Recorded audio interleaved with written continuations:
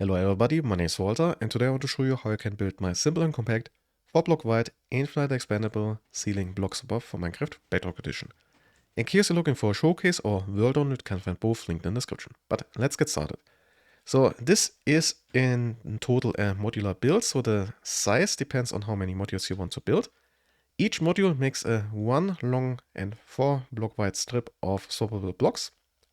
The total length is the number of modules plus 1 for the control circuitry. The total width is 20 blocks and the total height is 4 blocks, except if you have more than 14 modules, then you will have to extend it occasionally, and that requires occasionally a few blocks above that. And yeah, with that said, let's have a look at the required resources. So if you want to build this, you're going to need obviously building blocks. Then, and this is just the control circuitry, 3 target blocks, a redstone block, a single redstone dust, 12 repeaters, 3 comparators, 6 observers, 4 copper pipes, they don't have to be waxed, then 2 normal pistons and 2 sticky pistons, a single dropper, and then a button as an input. Then for every module, so every 4-block wide strip of blocks, you're going to need additionally 12 redstone dust, 4 sticky pistons, and 8 normal pistons. And then for every signal extension, so the first one is after 14 modules, and then after that every 16 modules, you're going to need additionally 4 target blocks, 12 repeaters, and 8 observers. And that's all you're going to need, so let me show you how to build this blocks over here. So the first step is building one module. For that, start with the swappable part of the ceiling, which is this 4-wide strip here. Once we have that, go above that, and that is where we need our 4 sticky pistons facing downwards with a 1 high gap, so the blocks can actually be retracted. Then on either side we need an alternating pattern of gap and block, 4 in total. Below that 4 normal pistons, and then the second set of blocks that gets swapped out later on. Then on the other side we need the same.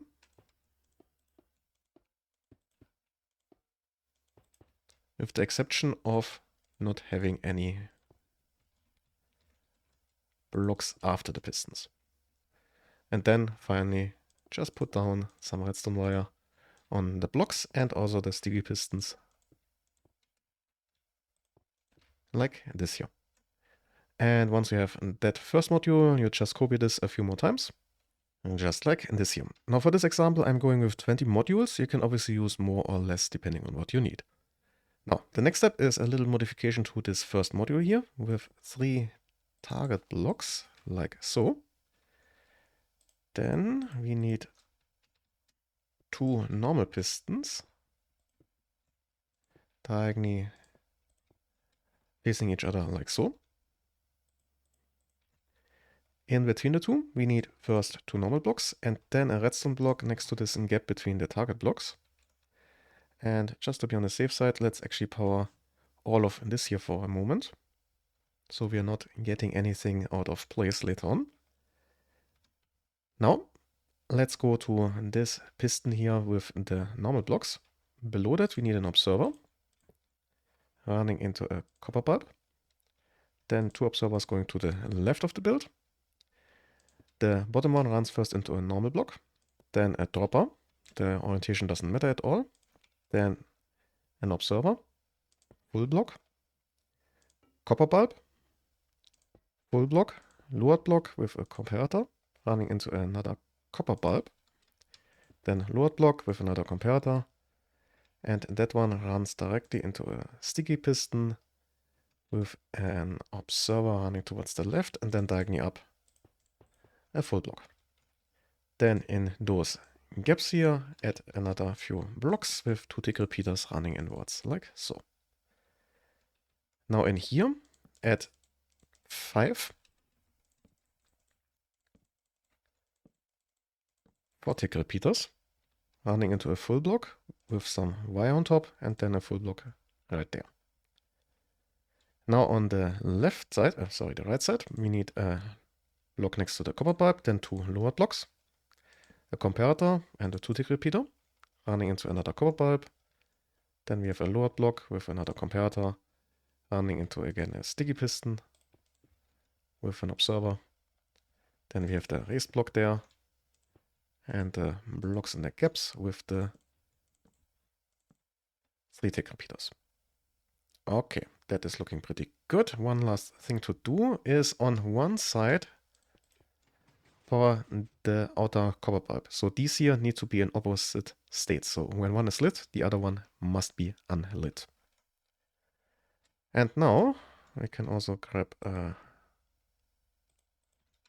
button. And our input is basically in this piston here.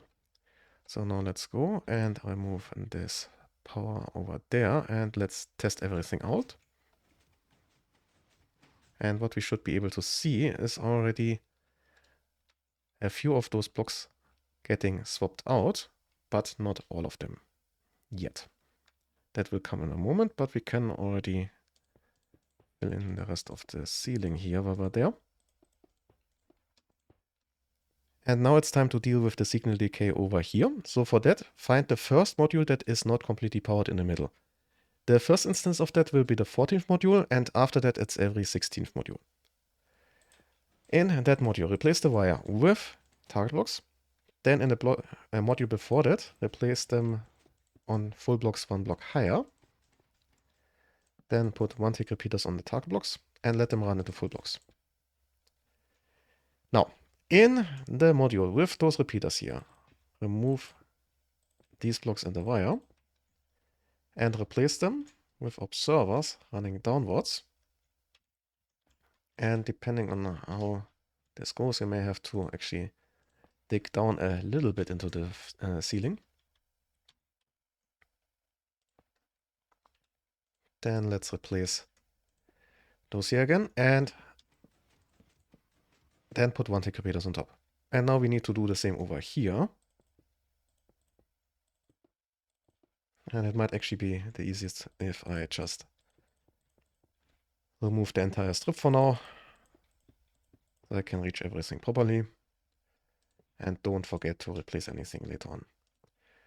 So that's those in place. Then the 1-tick repeaters. And now I need to replace what I just removed. So let's see.